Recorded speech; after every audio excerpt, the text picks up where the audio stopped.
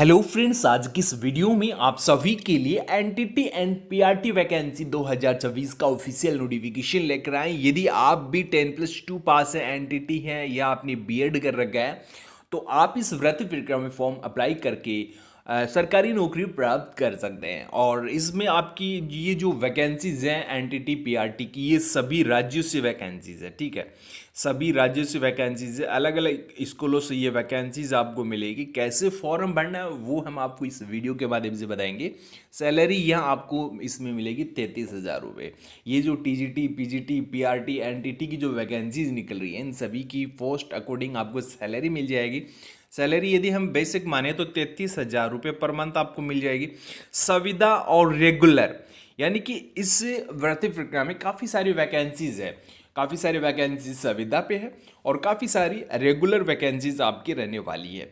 State wise vacancies हैं, हम आपको लिस्ट बताएंगे स्टेट वाइज वैकेंसीज के लिए कैसे आपको फॉर्म अप्लाई करना, फॉर्म कैसे भरना, लास्ट डेट क्या, कंप्लीट जानकारी आपको इस वीडियो में मिल जाएगी। तो आपसे रिक्वेस्ट है वीडियो को लाइक कर देना। भर्ती प्रक्रिया के लिए जो आपको योग्यता बताई गई है वो आप यहाँ देख सकते हो। पीजीटी के लिए आपकी क्या योग्यता, क्या मैंडेटरी क्वालिफिकेशंस में आपको क्या बताया गया। ए मास्टर डिग्री इन सब्जेक्ट आपको बताई गई। यदि आपके पास मास्टर डिग्री है तो आप इस भर्ती प्रक्रिया के लिए अप्लाई कर सकते हैं। इसके बाद एवरेज परसेंटेज आपको यूजीसी के बताए गए हैं। तो आपने यदि 50% अंक प्राप्त कर रखे हैं तो आप इस भर्ती प्रक्रिया के लिए अप्लाई कर सकते हैं। पीजीटी में 2 सब्जेक्ट की वैकेंसीज हैं, मैथ एंड फिजिक्स की। पीजीटी की आपकी 2 प्रकार की वैकेंसीज हैं। और इसके साथ फिर आपको इसमें बताया गया है कि वुमेन कैंडिडेट्स हैं उनके लिए रिजर्वेशन लागू रहेगा। और इसके साथ आपको बताया गया है कि आपको इंग्लिश भाषा का नॉलेज होना अनिवार्य है और एमएस ऑफिस का नॉलेज होना चाहिए। डिजायरेबल में आपको बताई गई है ये एजुकेशन क्वालिफिकेशन। ठीक है, ये आपको हिंदी लेखन की क्षमता होनी चाहिए आपके पास। और इसके साथ टीजीटी में आपकी कौन कौन से सब्जेक्ट की वैकेंसीज हैं। आपकी टीजीटी में एजुकेशन क्वालिफिकेशन ए मास्टर डिग्री होनी चाहिए, बैचलर डिग्री।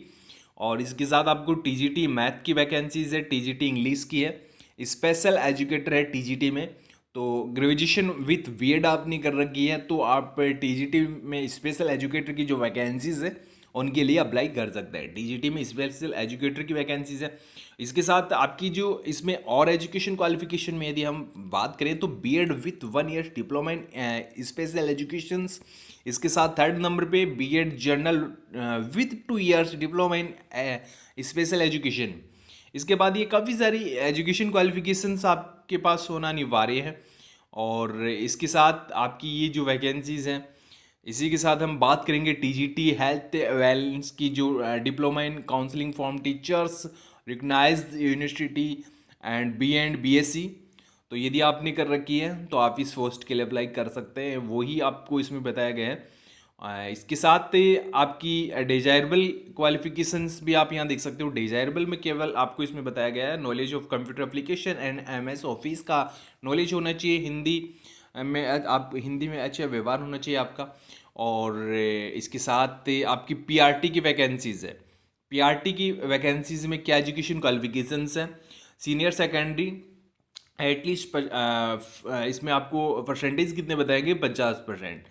यदि आपने 50% अंकों के साथ सेकेंडरी पास कर रखी है and 2 years diploma in elementary education, आपके पास 2 वर्ष का डिप्लोमा है प्रारंभिक शिक्षा में, तो आप इस भर्ती प्रक्रिया के लिए अप्लाई कर सकते हैं फ्रॉम एक रिकग्नाइज्ड इन बोर्ड, जो मान्यता प्राप्त बोर्ड है वहाँ से। यदि आपने डिप्लोमा कर रखा है तो आप अप्लाई कर सकते हैं। इसके साथ फिर एजुकेशन क्वालिफिकेशन और आपको बताइए 2 नंबर पर सीनियर सेकेंडरी विथ एटलीस्ट आपको परसेंटेज बताए गए हैं 50।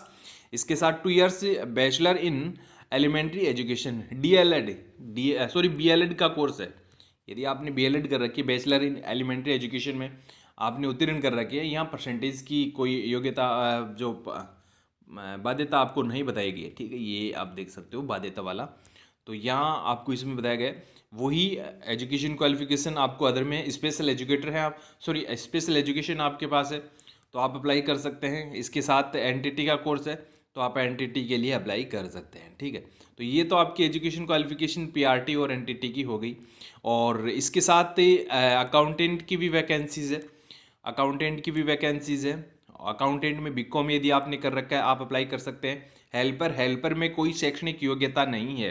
हेल्पर के लिए अनपढ़ भी फॉर्म भर सकता है।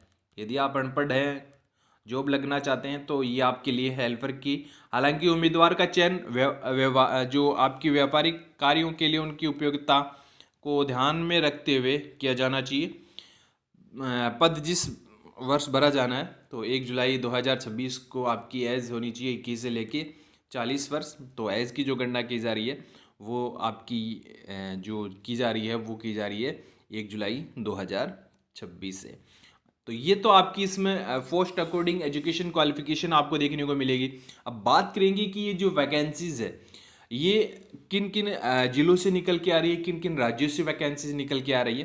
तो अभी हम आपको इन वैकेंसीज की डिटेल्स बताते हैं। शुरुआत में हम वैकेंसी लेते हैं राजस्थान से, ठीक है, राजस्थान से।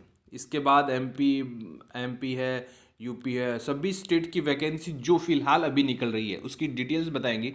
फिलहाल ये जो वैकेंसीज है आपकी एयरफोर्स स्कूल जोधपुर से, एयरफोर्स स्कूल जोधपुर से ये वैकेंसीज आई हुई है। ऑफिशियल वेबसाइट हम प्रत्येक की स्कूल की आपको बताएंगे। तो आपको करना क्या है, सबसे पहले www.airforceschool.जोधपुर.com पे जाना है। वहाँ आपको कैरियर का ऑप्शन चुनना है, वहाँ एप्लीकेशन फॉर्म आपको मिल जाएगा, वहाँ से आप डायरेक्ट भर सकते हैं। इसके बाद जो वैकेंसीज है वो आपकी वायुसेना स्कूल कानपुर से हेल्पर, वॉचमैन, क्लर्क, टीचर के पदों पर भर्ती प्रक्रिया है। इसके साथ आपकी नेक्स्ट वैकेंसीज है वायुसेना भुज। तो भुज में आपकी कौन सी वैकेंसीज है, helper, clerk, nursery teacher, primary teacher व पीजीटी के पदों पे भर्ती प्रक्रिया आप अप्लाई कर सकते हैं। इसके साथ उधमपुर से वैकेंसीज है आपकी वायुसेना स्कूल उधमपुर की वैकेंसीज है हेल्पर, नर्सरी टीचर व प्राइमरी टीचर के पदों पे। इसके साथ आपकी नेक्स्ट वैकेंसीज है वायुसेना स्कूल गाजियाबाद से। तो गाजियाबाद से भी लैब अटेंडेंट, लाइब्रेरियन, अध्यापक के पदों पे जो वैकेंसीज है इसमें भी आपकी टीजीटी है, पीजीटी है, पीआरटी वैकेंसीज है, संविदा और रेगुलर दोनों वैकेंसीज है, ठीक है। दोनों प्रकार की वैकेंसीज आपको मिल जाएगी। तो आप ये देख सकते हो एजुकेशन क्वालिफिकेशन वगैरह डिटेल्स आपको यहाँ बताई गई है। अभी जो गाजियाबाद की है लैब अटेंडेंट की वैकेंसीज है, एनटीटी रेगुलर वैकेंसीज है, ये एनटीटी की रेगुलर वैकेंसीज है, पीआरटी की रेगुलर वैकेंसीज है, पीआरटी संविदा है, टीजीटी रेगुलर है, रेगुलर आप देख सकते हो। प्रत्येक वैकेंसी, काफ़ी सारी वैकेंसी रेगुलर है और काफ़ी सारी वैकेंसीज आपकी संविदा पे आधारित होने वाली है। इसके साथ गाजियाबाद के बाद बसियाना आपका है, और बसियाना में भी जो वैकेंसीज़ है वो स्पेशल एजुकेटर की है, पीआरटी की वैकेंसीज़ है। ये आप देख सकते हो इसमें आपको कौन कौन सी वैकेंसीज मिल रही है। पीआरटी है, स्पेशल एजुकेटर है, कंप्यूटर टीचर है, पीआरटी है, एनटीटी रेगुलर वैकेंसीज़ है। 18,000 से 30,000 रुपये पर मंथ वेतन मिलेगा। वायुसेना जो स्कूल है लुधियाना की वैकेंसीज़ है। तो लुधियाना से भी आपकी पीआरटी, एनटीटी, टीजीटी की वैकेंसीज़ है। इसके साथ आपकी वायुसेना बरेली से वैकेंसीज है। तो वायुसेना बरेली की जो लास्ट डेट है वो 31 जनवरी है। हेल्पर, क्लर्क, लेखा सहायक, नर्सरी, अन्य टीचर भर्ती प्रक्रिया, यानी कि कंप्लीट जानकारी आप यहाँ देख सकते हो कौन कौन सी पोस्ट है। इन सभी के नोटिफिकेशन मैं टेलीग्राम चैनल पे डाल रहा हूँ, वहाँ से डायरेक्ट आप इन वैकेंसीज़ की जो ऑफिशियल वेबसाइट है वो चेक कर सकते हैं। अवंतीपुर की भी वैकेंसीज़ है, अवंतीपुर की भी वैकेंसीज़ है। यहाँ 2 प्रकार की वैकेंसीज़ है, हेल्पर, नर्सरी टीचर की। और इसके साथ वायुसेना दिल्ली से भी वैकेंसीज है, वायुसेना स्कूल एनटीटी टीचर्स के पदों पे बड़ी भर्ती प्रक्रिया निकल रही है। अभी इसकी भी लास्ट डेट 31 जनवरी है। तो 31 जनवरी से पहले आपको ये फॉर्म अप्लाई करना है। कंप्लीट जानकारी आपको वीडियो के माध्यम से बता दी गई है, और यदि कोई पॉइंट आपको समझ में नहीं आ रहा तो आप हमें कमेंट कर सकते हैं।